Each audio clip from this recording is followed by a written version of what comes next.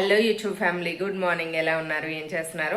మీరు ఎవరైనా కొత్తగా నా ఛానల్ చూసినట్లయితే నా ఛానల్ని తప్పకుండా సబ్స్క్రైబ్ చేయండి, లైక్ చేయండి, షేర్ చేయండి, అలాగే కామెంట్ చేయండి. అలాగే మంచి మంచి వీడియోస్ చూడండి. అలాగే వెయిట్ లాస్కి సంబంధించి డైట్ రెసిపీస్ ఉన్నాయి. తప్పకుండా బ్లాగ్స్ని అయితే కంటిన్యూగా చూస్తూ ఉండండి. ఈరోజు ఏం చేస్తున్నాను అంటే, ఈ రోజు వచ్చేసి మా బ్రేక్ఫాస్ట్ వచ్చేసి ఓట్స్ పాలక్ ఆమ్లెట్ అయితే చేశాను. వీక్లీ ఇది ట్వైస్ కానీ వన్స్ కానీ అయితే తప్పకుండా చేస్తాను. అలాగే బాబు కోసం దొండకాయ కర్రీ అయితే చేసి పెట్టేశాను. వాడి లంచ్ బాక్స్ అయితే ప్రిపేర్ చేయాలి ఇప్పుడు. మీరు ఏం బ్రేక్ఫాస్ట్ చేసుకుంటారు? మీరు ఏం స్పెషల్స్ చేసుకున్నారు? కామెంట్ సెక్షన్లో తప్పకుండా కామెంట్ చేయండి. మా బాబుకి అయితే లంచ్ బాక్స్ ప్రిపేర్ చేసేసాను. దొండకాయ కర్రీ చేశాను కదా, రైస్ కలిపి పెట్టేశాను. అలాగే పెరుగన్నం కూడా పెట్టానండి. వాడికి కొంచెం సమ్మర్ వచ్చేసింది కదా, వేడిగానే ఉంటుంది, అందుకని చెప్పేసి కొంచెం పెరుగన్నము కొంచెం కూరన్నం అయితే పెట్టేస్తున్నాను అనమాట. ఇలా తింటే వాళ్ళకు కూడా కొంచెం కడుపు నిండుగా ఉంటుంది. మళ్ళీ నైట్ మా వాడు రైస్ తిన్నాడు కదా, టిఫిన్సే తింటాడు. సో అందుకని చెప్పేసి ఇలా పెడుతున్నాను అనమాట వాడికి. అలాగే ఓట్స్ ఆమ్లెట్ చేశాను కదా పాలక్తో, అది మా వాడికి హాఫ్ ఇచ్చాను. 2 ఎగ్స్తో చేశాను కాబట్టి నేను హాఫ్ అయితే తింటున్నాను ఈరోజు. ఇదే నా బ్రేక్ఫాస్ట్ అండి. ఇలా చేసుకొని తింటే కడుపుకు నిండుగా ఉంటుంది, ఆకలి వేయదు ఎక్కువసేపు, చాలా బాగుంటుంది. మీరు కూడా తప్పకుండా ట్రై చేయండి ఇలాంటి హెల్తీ రెసిపీస్. ఓట్స్తో చాలా ఉన్నాయి. మా బాబా అయితే టిఫిన్ తినేస్తున్నాడు అక్కడ. వాడితో పాటు నేను కూడా టిఫిన్ పెట్టేసుకున్నానండి. ఎర్లీగానే తినేస్తున్నాను. ఫస్ట్ మీకే పెడుతున్నాను, టేస్ట్ చూసి చెప్పండి ఎలా ఉందో. ఆ తర్వాత నేను తింటున్నాను.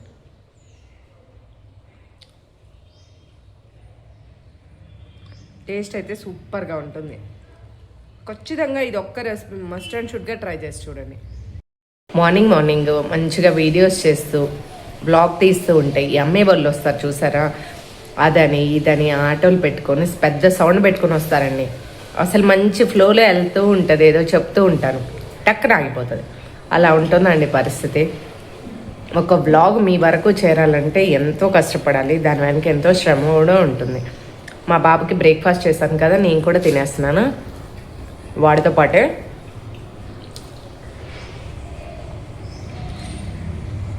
ఎర్లీగా బ్రేక్ఫాస్ట్ చేస్తే ఎర్లీగా లంచ్ చేస్తాము కాబట్టి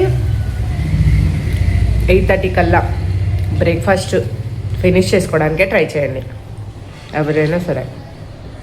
స్వీట్ కార్న్స్ దొరికితే ఇలా బాయిల్ చేసి పెట్టుకోండి. మీకు ఏదన్నా తినాలనిపించినప్పుడు చక్కగా ఒకటి తీసుకొని తినొచ్చు అనమాట. ఫుడ్ క్రేవింగ్స్ని కంట్రోల్ చేసుకోవాలంటే ఇలాంటి హెల్దీ ఫుడ్స్ అలవాటు చేసుకోవాలి. నాకైతే స్వీట్ పొటాటో చాలా అంటే చాలా ఇష్టం అండి.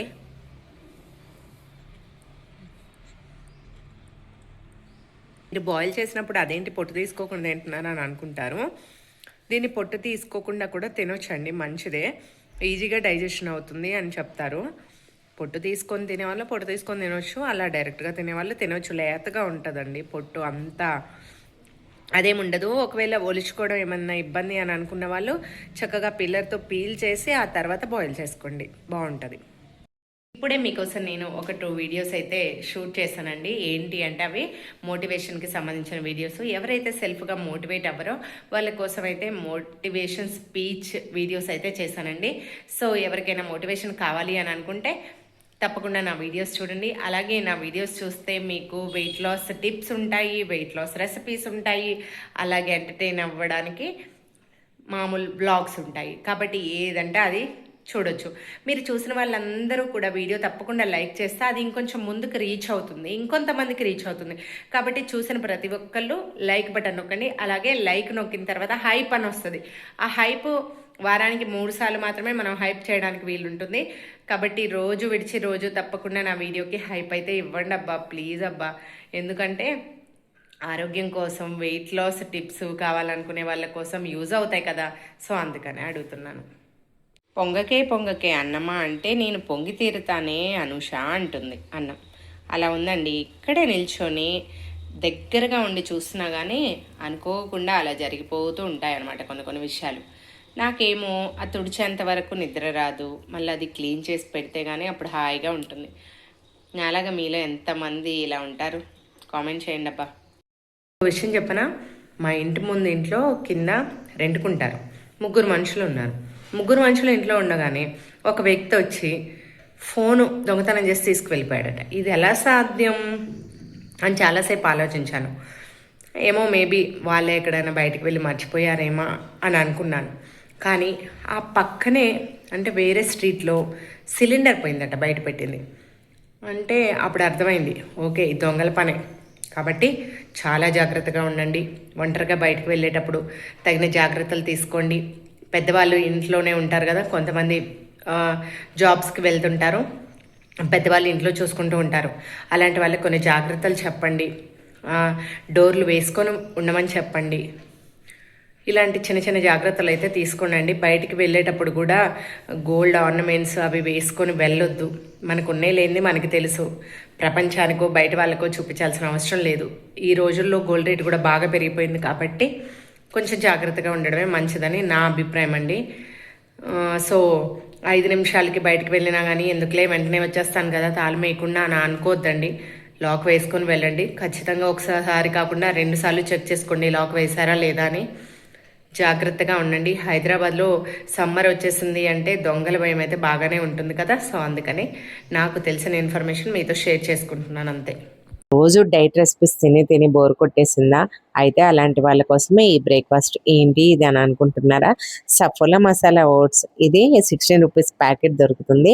అలాగే పెద్ద పౌచ్ కూడా దొరుకుతుంది, కానీ నేను పెద్ద ప్యాకెట్ అయితే తీసుకోనండి. ఈ 16 రూపీస్ పౌచ్లో తెచ్చుకుంటాను. ఎప్పుడైనా తినాలి అని అనిపించినప్పుడు లేదా నోటికి చప్పగా తిని తిని బోర్ కొట్టినప్పుడు ఈ రెసిపీ అయితే చేసుకుంటాను.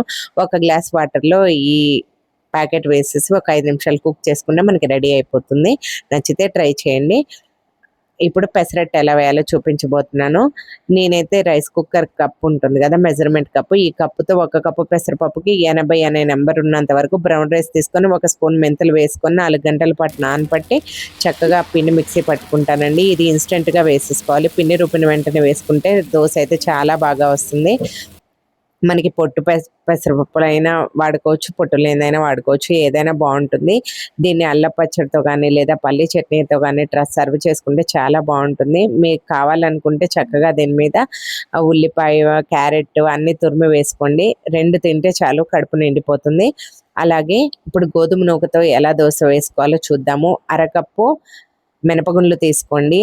అలాగే దాంట్లో 1 కప్పు ఎర్ర నూక ఉంటుంది కదా, బన్సీ రవ్వ కాదు, బ్రోకెన్ అంటే ఓన్లీ ముక్కగా విరగొట్టిన ఎర్ర గోధుమ నూక అయితే నేను 1 కప్పు యాడ్ చేశాను. అలాగే ఇప్పుడు ఇందులో ఏదైనా మిల్లెట్ మీ దగ్గర ఏది అవైలబుల్ ఉంటే అది వాడుకోండి. నేను ఇక్కడ కొర్రలు ఇంకొక కప్పు యాడ్ చేశాను. దీనిలో 1 స్పూన్ మెంతులు వేసి ఇవి మాత్రం 8 గంటల పాటు నానబెట్టుకున్నాను. దోశ పిండి చక్కగా కొర్రలు గోధుమ రవ్వ వేసి నానబెట్టుకున్నాం కదా, ఆ దోశ పిండి పొంగకపోయినా పర్లేదండి, దోశలు మంచిగానే వస్తాయి. ఇది వెంటనే కూడా వేసుకోవచ్చు. మనం గోధుమ నూకది ఇన్స్టెంట్గా కూడా వేసుకోవచ్చు అండి, చక్కగా వచ్చేస్తాయి వెంటనే మనకి దోశలు. పెసరపప్పు పొట్టు లేని పప్పు పోసాను కదా, చక్కగా ఇది కూడా మనకి వైట్గానే వస్తుంది. ఇది కూడా మంచిగా దోశలు వేసుకోవచ్చు అండి. ఇది కూడా ఇన్స్టెంట్గా వేసేసుకోవచ్చు. ఎప్పుడైనా పెసరపిండిని పులవ పెట్టకూడదు, దోశలు బాగా రావు, పిండి కూడా పాడైపోతుంది. రుబ్బంగానే వెంటనే ఫ్రిడ్జ్లో పెట్టేసుకోవాలి. పెసరపిండి అయితే మళ్ళీ మనం దోశ వేసుకునే ముందు తీసుకోవాలి, మళ్ళీ ఫ్రిడ్జ్లో పెట్టేసుకోవాలి.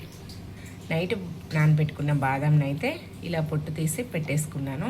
ఇక పని చేసుకుంటూ 4 అలా నోట్లో వేసుకుంటూ ఉంటాను అనమాట, ఒకేసారి తినలేకపోయినా. చాలా మంది అనుకోవచ్చండి, అంటే బియ్యం వేస్తేనే దోశ బాగా వస్తుంది, వేరే దాంట్లో అంత పర్ఫెక్ట్గా రాదేమో అని. చూస్తున్నారు కదా ఇక్కడ ఎంత చక్కగా వచ్చిందో దోశ, మనకి ఏ మాత్రం తేడా లేదు. బియ్యంతో వేస్తే ఎలా వస్తుందో దీంతో కూడా అలాగే వచ్చింది. దీన్ని మనం ఏ విధంగా అయినా వేసుకోవచ్చు.